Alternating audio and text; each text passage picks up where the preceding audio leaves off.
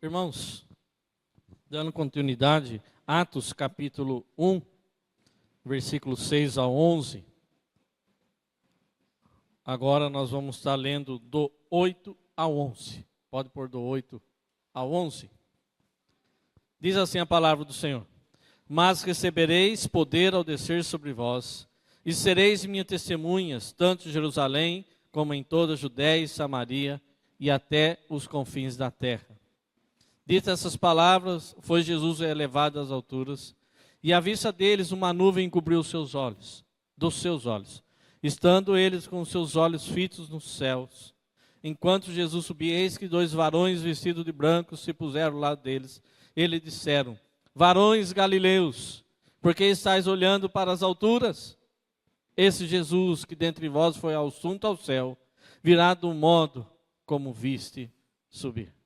Que Deus esteja nos abençoando na exposição da palavra. Nós falamos, irmãos, sobre missão, uma tarefa urgente, e pudemos desenvolver hoje pela manhã o porquê. Falamos que a seara está pronta para a colheita, que é uma ordem divina. Aí falamos também como, falamos no poder do Espírito Santo, e agora nós vamos estar falando mais dois temas: onde e até quando. A resposta está no versículo 8. Senhor, e sereis minhas testemunhas, tanto em Jerusalém, como em toda a Judéia e Samaria, e até os confins da terra. Ou seja, onde pregar o Evangelho? Onde Deus nos colocou. Nós temos que pregar o Evangelho onde Deus tem nos chamado. E aqui Paulo fala, Lucas, ao escrever o livro de Atos, ele fala: olha, vocês vão trabalhar em toda Jerusalém, e lá a igreja foi perseguida, em toda a Judéia. Os judeus não se davam com os samaritanos e tinham que também pregar na Samaria, e mais além disso, até os confins da terra. Ou seja, vocês vão pregar não só aonde vocês pensam que devem pregar, mas aonde que eu quero que vocês preguem. E a primeira carta de Paulo aos Coríntios retrata esse desafio das pessoas viver em outras culturas e valores. A cidade de Corinto era uma cidade portuária, de intenso comércio, trânsito de pessoas, costumes, tradições, valores, origem práticas. E a igreja de Corinto é um reflexo disso, com todos os seus problemas, mas também a relação entre os irmãos. E a carta de Paulo aos Coríntios, ela aborda um tema muito relevante para a nossa comunidade, que a gente vive num contexto urbano, numa cultura hoje secularizada, em meio a uma religiosidade idólatra, que precisa entender o seu lugar no mundo, a partir da obra de Cristo. Hoje nós vemos o liberalismo e a secularização entrando dentro das igrejas. Mas quem os traz? Nós mesmos. Nós queremos fazer as coisas do mundo, quando Deus quer que nós façamos a diferença no mundo. Muitas vezes nós culpamos as pessoas e queremos encontrar culpado, mas quem que está trazendo isso para a igreja? Nós, quando deixamos de ler a palavra do Senhor, quando não conferimos aquilo que está escrito. Por exemplo, em Atos capítulo 16, nós temos os crentes de Bereia que iam verificar nas escrituras, que se as coisas de fato eram assim, como estava escrito. E quem estava pregando? Paulo. Como nós somos do interior, nós brincamos lá no interior, nós falamos assim: nós temos que ser crente igual de Bereia, que não bobeia. Tem que ler a Bíblia. O crente verdadeiro não é bobo. Ele vai ver se isso de fato está escrito na Bíblia. E nós, irmãos, nós temos esse destaque. E onde que nós temos que pregar a palavra do Senhor? O apóstolo Paulo fala da importância da igreja estar pregando em todas as partes da terra. Em todos os cantos da terra, nós temos que estar pregando. Até eu preparei aí um slide da onde sai o povo de Israel. E quando Jesus fala até os confins da terra, nós vemos lá, indo para o lado lá da Rússia, naquele canto, nós vemos a ponta aqui da América, a Oceania e chegando aqui do Brasil. Mas se nós estamos aqui, nós também temos que pregar a palavra do Senhor em toda parte. Então, quando estavam falando, lá estava Israel, quando Jesus disse até os confins da terra, o que será que ele estava pensando? Ele estava pensando até os confins da terra. Simples. Em todos os cantos, em todas as partes, mas lá é muito longe. Abraão saiu da sua terra para uma terra que Deus ia mostrar, ele não sabia qual era. Sai da tua terra, da tua parentela, e vai para a terra que eu te mostrarei. Irmãos, nós temos que pregar o Evangelho, como eu disse pela manhã, disse ontem, na nossa casa, no nosso trabalho, na nossa faculdade. Eu oriento os jovens, procure a BU da sua faculdade, faça parte. Não tem? Organize uma. No seu colégio também, na hora do intervalo, faça devocionais, pegue sua Bíblia, deixe seu celular um pouquinho de lado e comece a ler a Bíblia. Eu tenho certeza que de repente alguém vai falar, o que você está fazendo, hein, fulano? Estou lendo a Bíblia. Mas o que é isso? Você crê nisso? Você vai falar assim, eu creio. E por que você crê? Porque Pedro diz em 1 Pedro capítulo 3, versículo 15, que nós temos que estar preparados para todos aqueles que perguntarem a razão da nossa fé. A pergunta é simples, por que você crê? Por que você crê?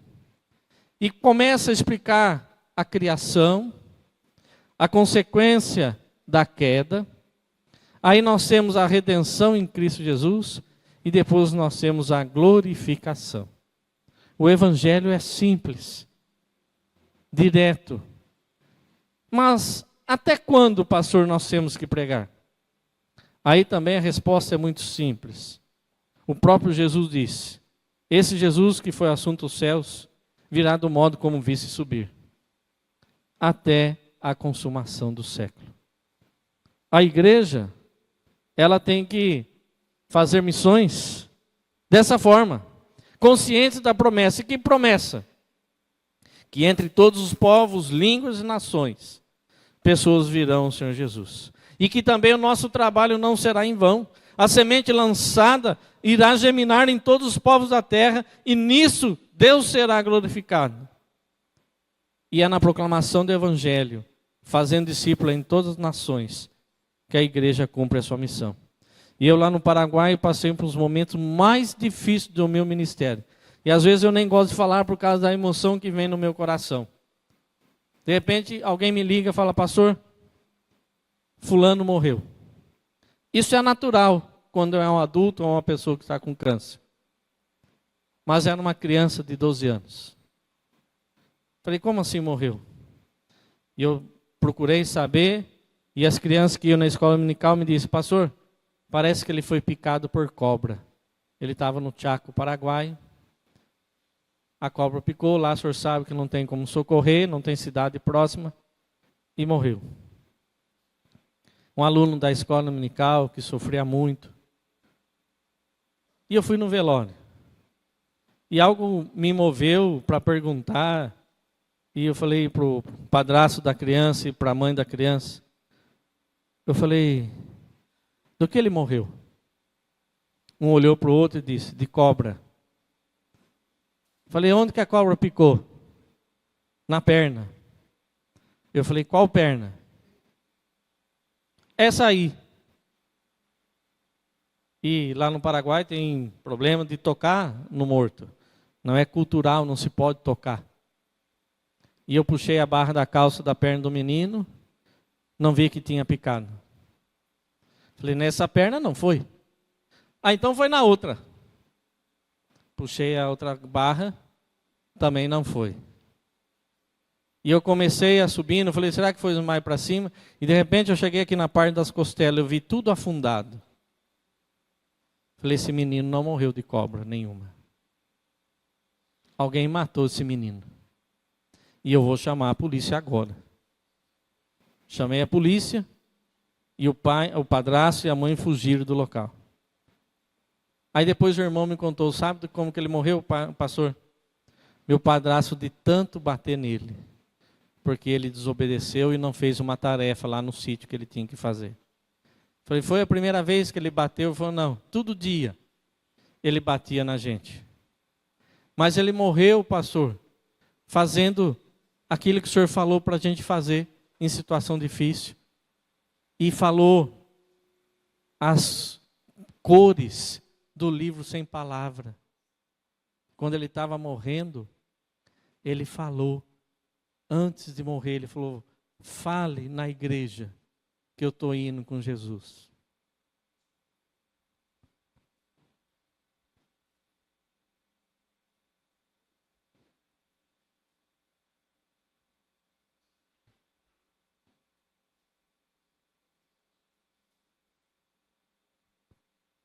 Uma criança de 12 anos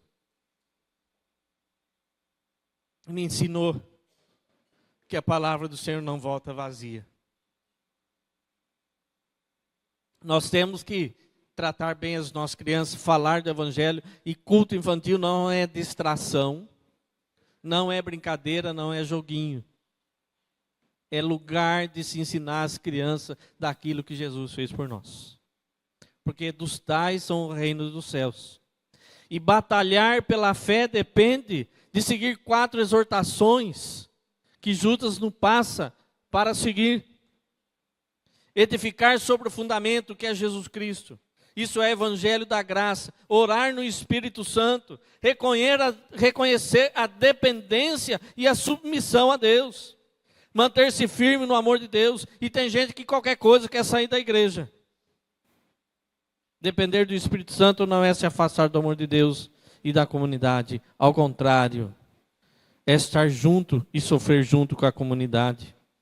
Ser igreja, irmãos, é sermos missionários dia a dia, pregando com intenção missionária. É você ir na mesma padaria e falar, olha, Deus te abençoe fulano, qual é o seu nome? E a pessoa vai falar o seu nome, eu vou estar orando por você. E você vai chegar em casa, você vai orar para a moça que trabalha na padaria, para o jovem que trabalha na padaria. Você vai abastecer o seu carro, você vai falar assim, frentista, que Deus te abençoe. Eu quero te abençoar aqui com uma gorjeta também de R$5. E você vai fazendo amizade. E você vai se envolvendo. Porque o Evangelho é consagração. Falar do Evangelho é falar que é aquilo que o nosso coração está cheio. Calvino, ele tinha como lema, o meu coração a ti ofereço, Senhor, pronto e sincero. Não nascermos, irmãos, para sermos os melhores e maiores, mas para sermos servos redimidos. Missão não é um projeto individual meu, do pastor Geraldo ou de outro missionário, mas é de Deus. Cada culto deve ser visto como parte do grande desejo de Deus. E Deus não se impressiona pelas construções levantadas, teses defendidas, mas para o nosso coração. E agora eu gostaria que os irmãos aí da projeção projetassem para mim o texto de Romanos capítulo 1. E você também abra aí a sua Bíblia, Romanos capítulo 1. Versículo 14 até o versículo 17.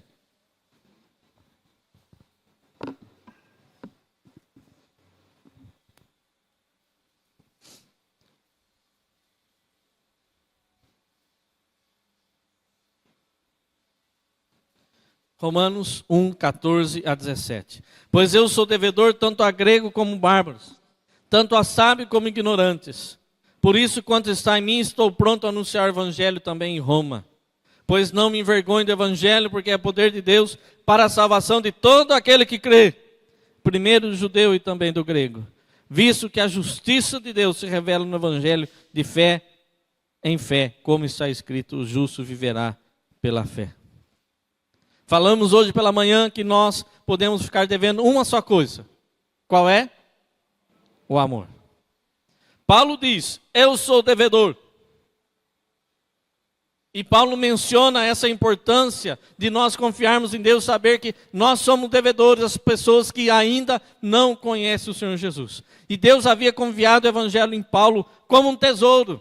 E ele teria que entregar em Roma e ao mundo inteiro. E ele não podia reter esse tesouro, tinha que entregar com fidelidade. E nós, como igreja, irmãos, temos um tesouro na mão, que nós temos que entregar ao mundo. Lembre-se, eu e você somos devedores. Eu sempre costumo dizer que quem apanha, não esquece que apanhou. Quem bate, esquece. Eu falava, mãe, a senhora lembra que a senhora bateu em mim aquele dia? Não, não lembro. Eu falei assim, eu não esqueci não. Meu pai nunca bateu em mim. Em compensação, minha mãe, pelos 3. Às vezes eu tinha que subir em cima do telhado, ficar escondido em cima do telhado, subir no pé de ameixa, ou goiabeira, para ir no telhado, para não aprontar. Para aprontar não, para não apanhar, porque aprontar eu aprontava muito. Até na igreja eu aprontava. Era terrível. Até que Deus me transformou e pagou minha dívida lá na cruz. Ele falou assim, está pago. Agora eu sou devedor de Cristo. Ele morreu por mim. E eu tenho que morrer por ele. O segundo ponto que eu gostaria de destacar, no próprio texto de Romanos que nós lemos, Paulo diz, quanto a mim, eu estou pronto a anunciar o evangelho. Irmãos, você está pronto para sair daqui hoje e pregar o evangelho para uma pessoa? Para alguém da sua família, um amigo, um vizinho? Nós temos que estar pronto. Um velório, o crente tem que ter uma palavra. Num casamento, também pode falar. Num nascimento, num acidente, na capelania hospitalar, né, irmã? Visitar o hospital, ele também pode ir lá falar. Ah, mas eu não tenho dom. Tudo bem, você não tem um dom, mas tem obrigação. Você tem que falar do evangelho.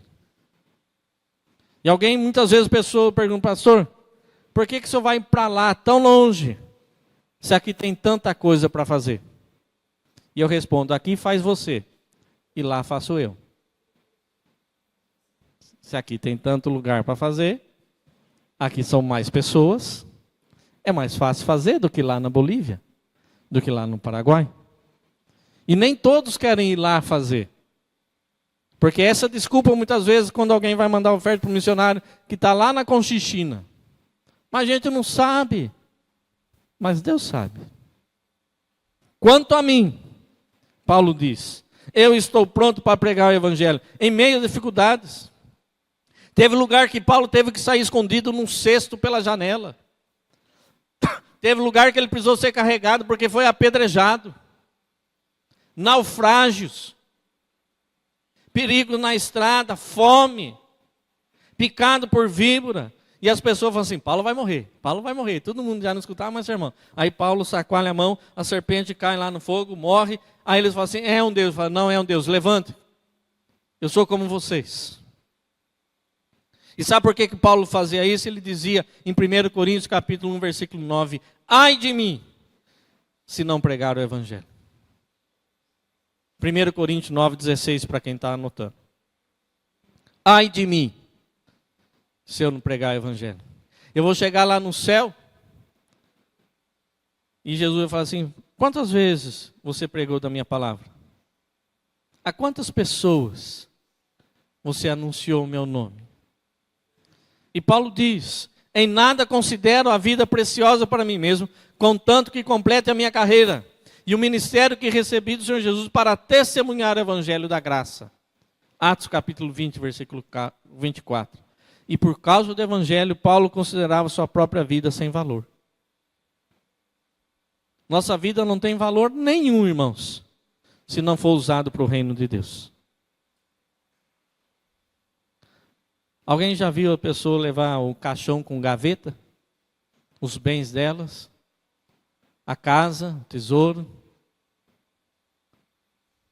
Como dizia aquele judeu que morreu, dessa vida não se leva nada. Nem ele, dono de um grande império, não pôde levar nada. Mas se nós vivemos para Cristo, ao morrer vamos escutar, bem-vindo meu servo fiel, fosse fiel no pouco, sobre muito te colocarei. Pregar o evangelho e abrir a porta do reino de Deus aos perdidos. E Paulo mesmo diz, Porque o evangelho era identificado como um judeu que foi crucificado. E como naquela época, como hoje, os sábios do mundo desprezaram o evangelho. Pode vir alguma coisa boa de Nazaré? Filho de um carpinteiro? Porque o evangelho centrado na cruz era visto com desprezo. Você quer dizer que eu tenho que crer de uma pessoa que foi maldita no madeiro? Porque pelo evangelho Paulo tinha enfrentado muitas dificuldades. E sempre que o evangelho é pregado, irmãos, com fidelidade, ele vai gerar oposição. Sabe por que o mundo não gosta de você? Porque eles odeiam a Cristo. E nós somos reflexos de Cristo. Somos perfume de Cristo. E as pessoas detestam o evangelho que confronta. O evangelho que mostra que o homem sem Deus, ele não é nada. Por isso, infelizmente, muitos pregadores apresentam o evangelho mais light, inofensivo, inoperante, que não confronta. Mas o apóstolo Paulo diz em Romanos 1,16, eu não me envergonho do evangelho. Um período eu tinha vergonha de carregar a minha Bíblia. Meus amigos vê eu carregando a Bíblia. Até que Deus me confrontou e me disse assim, se você me negar diante dos homens, eu negarei diante do Pai. E a partir daquele dia a Bíblia passou a ser o meu desodorante, como se falava antigamente. A Bíblia é desodorante do crente. Colocava debaixo do braço. Levava na escola, levava na farmácia onde eu trabalhava. Porque eu não me envergonho do evangelho. Mas infelizmente, muitos envergonham o evangelho como a forma tem vivido. Diz que é crente. Isso aconteceu em Concepção, em outro lugar. Eu fui num lugar e eu fazendo o convite e a pessoa se aproximou de mim. Eu falei, a nossa igreja fica ali perto do corpo de bombeiro, é a presbiteriana. Quem vai lá, pastor? Eu fui falar, ele vai. Aí o dono de onde eu estava negociando, falou assim, não vale nada. Sem vergonha. Se eu for na igreja por causa do senhor e tiver gente igual ele, eu falei assim, cabe mais um. Falei, só Cristo que pode transformar. Uma vez falei numa faculdade e eu vi um presbiteriano que eu conhecia. E eu falei, vá na igreja com fulano. E todo mundo virou para ele, você é crente? Tipo sim. Revelei a identidade do 007 naquela noite. Era um crente agente secreto. Ninguém sabia que ele era crente. Terminou o intervalo, a palestra, eu falei, filho, o que você está fazendo aqui? Como que as pessoas não sabem que você é crente? Aonde está o sal da terra e luz do mundo? Irmãos, nós temos que recordar que o evangelho é o poder de Deus. Me encanta, esse é em espanhol. Qual palavra me encanta em português? Me encanta, me alegra. Me alegra, né? Me alegra, me emociona. Quando Paulo diz assim, eu não me envergonho do evangelho. Por que que não? Porque é o poder de Deus para a salvação de todo aquele que crê. O evangelho é Jesus Cristo. Nosso evangelho é o evangelho verdadeiro, puro, sem mácula e verdadeiro. O evangelho é o poder de Deus que transformou meu coração. Transformou o seu e pode transformar de muitos outros. Nós temos que crer nisso para pregar o evangelho. Muitas vezes, e eu me lembro dessa história que um pastor me contou no sermão, eu era adolescente ainda, que tinha um circo na cidade. E esse circo foi alugado para uma igreja. E era um pregador que não pregava o evangelho de verdade. E aquele circo enchia. E em frente tinha uma igreja de um pastor fiel, zeloso com a Bíblia, na sua doutrina. E ele foi confrontar outro pastor e falou assim, por que a sua igreja está cheia? E todo mundo sabe que você prega mentira. Você sabe qual é o problema, pastor? Eu prego mentira como se fosse verdade. E o Senhor prega a verdade como se fosse mentira. Nós temos que crer, irmãos, no poder do Espírito Santo, o Deus que faz milagre, o Deus que cura, o Deus que transforma, o Deus que renova, o Deus que restaura, o Deus que sustenta, o Deus que provê, o Deus que nos salvou e nos amou. Que Deus continue nos abençoar. Amém.